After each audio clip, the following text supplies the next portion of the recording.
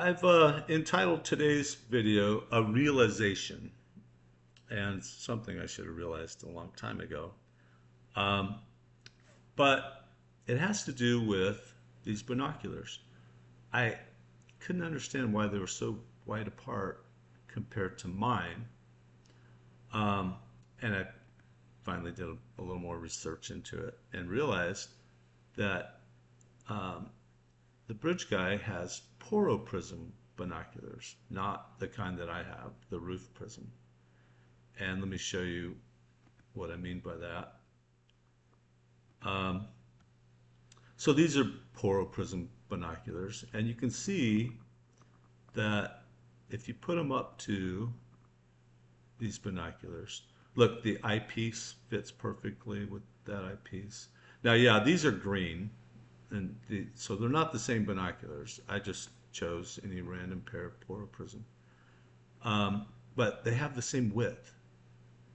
Now, um, you're right to laugh at me for my lack of computer skills. Um, if I had time, I would try to figure out how to overlay these onto there in a more sophisticated way. But I just, I don't have time for this. I need to be out chasing women around and pulling their hair like I did back in grade school. Well, not quite the same as I did in grade school, but you know what I mean. Um, so yeah, these are Poro prism binoculars, and um, that's why they're so far apart. Now, if someone would, I would love it if you could figure out how to overlay those, and maybe use some green ones because these were green. You could see that they're green. They had a little checkered pattern underneath. Um, And so we know three different things about his binoculars. They were green, they've got the checkered pattern, and they're prism. So even maybe try to find those binoculars. Um, I've spent enough time on this case as it is. All right, so the next subject is Ron Logan's gloves. Um, I want you to ask yourself, and be, for those who just can't accept that it's Ron Logan, I want you to ask yourself, why is it that Ron Logan was wearing brand new gloves the day after the murders? He's a farmer. He's got horses and goats and dogs and all kinds of work to do. Why is he wearing brand new gloves a day later? I know these are. I've I've gone through all the video. There's not a speck of dirt on his gloves, not a hair or fiber, pun intended. Um, these are new gloves, and it's because he threw away his other gloves that were all bloodied. Now, let me show you what my gloves look like. These are just happen to be the gloves I had lying around, and um, this is what an average person's gloves look like, right? Go get your gloves out. If you've got leather gloves, go look at them. They're not going to be brand new like Ron Logan's. They're going to have crap on them, and it's just, you know, it's just very strong evidence for those who doubt to realize that, you know, now he's wearing a pair of Wells Lamont gloves, and they look just like this. They're brand new. Now, something that is really interesting is that you can actually see the blue part of the bridge guy's gloves. Now, I've zoomed in, and I know this is not, you can't see it when you zoom in very easily. But even zoomed in, you can kind of see that that's a slightly different color than his jacket and his pants. Um, and believe it or not, with it not zoomed in, because, you know, it gets pixelated once you zoom in. If it's not zoomed in, and you use a nice big magnifying glass, and it's completely dark in your house, you can see the stitching, the red and white stitching in his gloves. Believe it or not, I've done it myself. I know you can. Um, and so I know that these are Wells Lamont gloves that the bridge guy's wearing. I know that. Now, Ron Logan either had ordered an extra pair when he bought these gloves, or he went out to the, you know, his hardware store and bought a new pair. Um, I've tried to um, I've tried to find those at the local hardware store there, and they don't show enough of what they sell there to know. So I don't know. I don't know if he had another pair already, or if he went out to the hardware store. But one way or another, Ron Logan was wearing a brand new pair of gloves the next day. Um, so the next topic. Oh, let me back up. This is kind of funny. I I have a superpower, and it's not to stop a speeding train um, or be able to take a bullet. My superpower is much less um, cool. It's pretty lame, actually. It's to be able to stare at these images for hour after hour, day after day, year after year, and be able to figure stuff out like this. Um, uh, like I say, it's not a superpower that I'm proud of. Um, but I used to think anyone could do that, but it turns out not anyone can do that. I tried to get my ex-wife one time to come look at something, and she stared for like 3 seconds and said, "I don't see it," and walked away.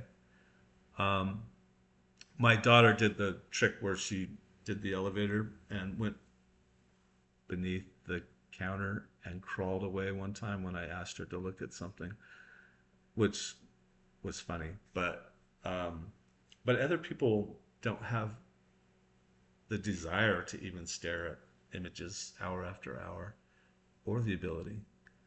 Um, but I but I do, and that's why I've been able to see things that other people haven't been able to to see. Um, and so I just wanted to share that, you know, that that sad superpower of mine. I wish it was something cool, but it's not. So the next topic is the bridge guy's glasses. Now, I will admit that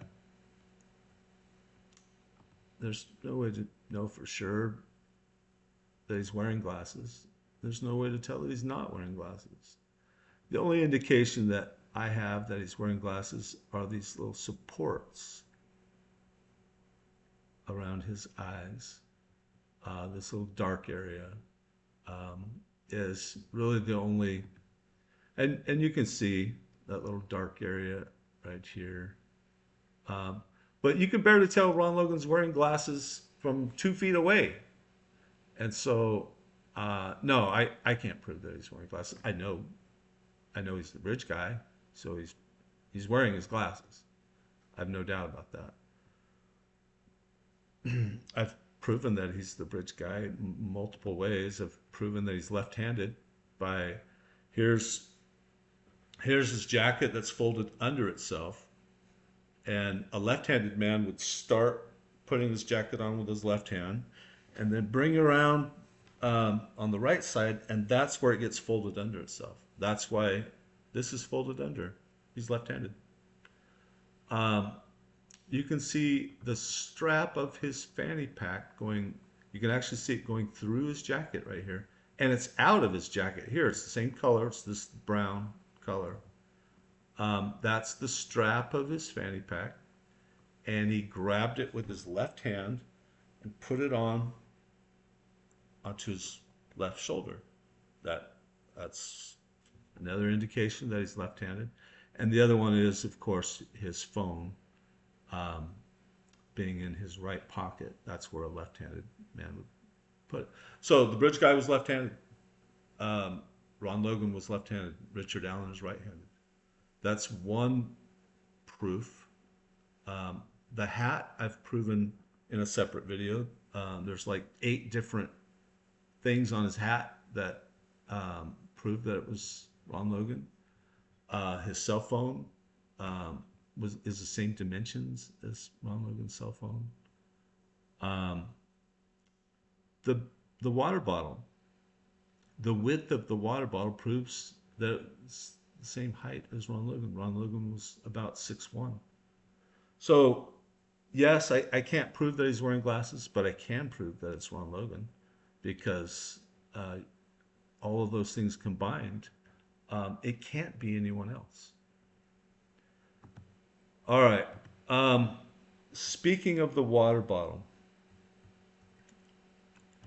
I the last time I drew this image, I did it really quickly and I didn't do it completely correctly. I drew it the line going too far down here. The line really should stop right here. You can see this is where um, the level of the water is in his water bottle, believe it or not. Um, and the sun, this is to get the sun angle down here.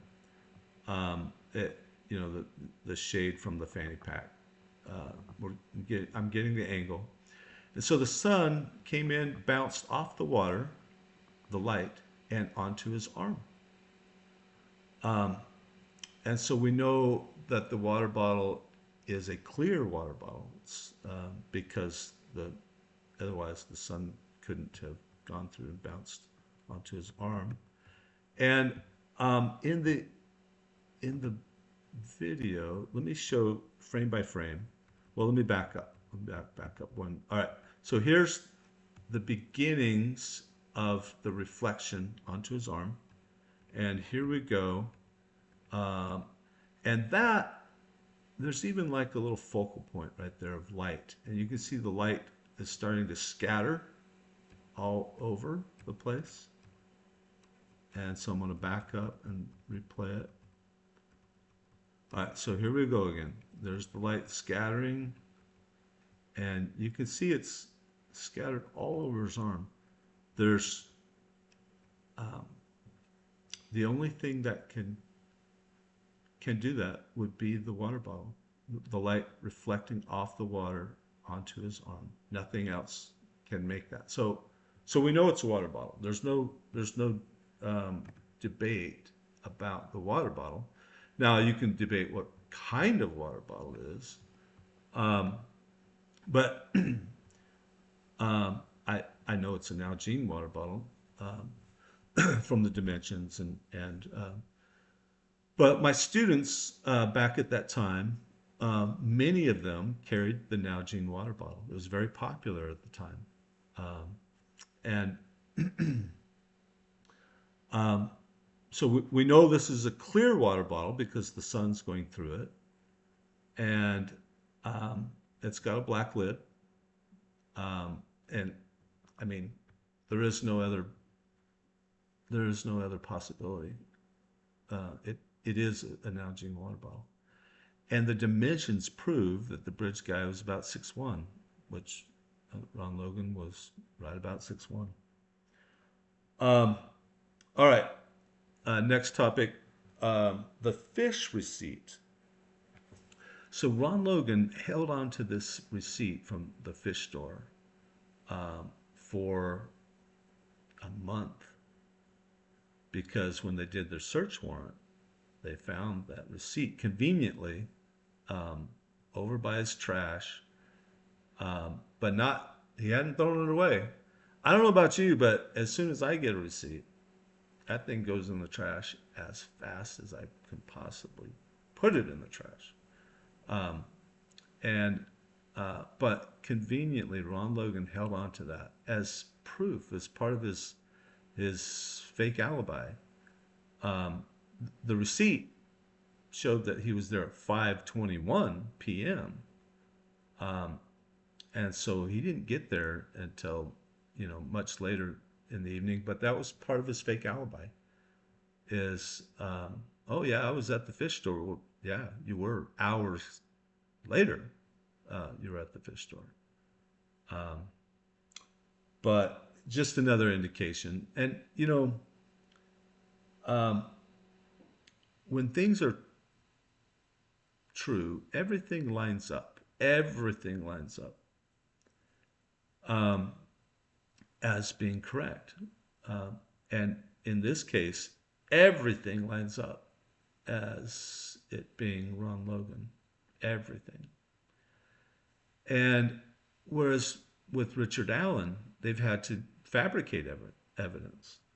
Um, the tan jacket turned into a blue jacket, and it became muddy and bloody all of a sudden. Um, well, the bloody part was fabricated. The cartridge, they had to tell their expert to match the cartridge to the gun. They handed her one cartridge and one gun and said, "We need you to say that it matches." If they had time to do a proper examination and using science and doing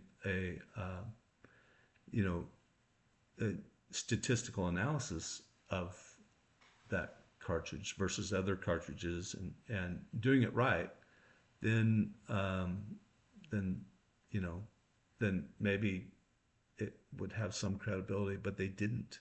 They only took a few days, and they just wanted her to say that it matched. So it's fabricated evidence. The defense not turning over evidence. Um, Everything about this case is fake and fabricated. The confessions, the fake confessions, you know, Richard Allen confessed that he shot one of the girls in the back. Well, if you torture someone long enough and break them, you get them, to confess.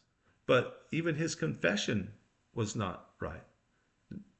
The girls were not shot. So I I would ask you, my audience, to do some real thinking. Um, uh, Now, I know people have gone into their camps and everyone's all over the place on this, but we're all wanting the same thing. Um, don't worry about what we've said in the past and our camps. I want you to truly think about, why is it that Ron Logan has brand new gloves a day after the murders? And if you really ponder that and ponder all the other evidence um, that I've presented, um, I think you'll find it was Ron Logan, and you'll find peace in the fact that you know um, we don't have to be chasing our tail trying to find out who did this, trying to look into Odinist or looking into Rick Allen. None of them had anything to do with this. It was Ron Logan and only Ron Logan. And so it's I think it will bring peace to you if you've really gotten into this case like I have, to know who was responsible for this. And I think it'll bring peace to the families as well. All right, thank you for your time.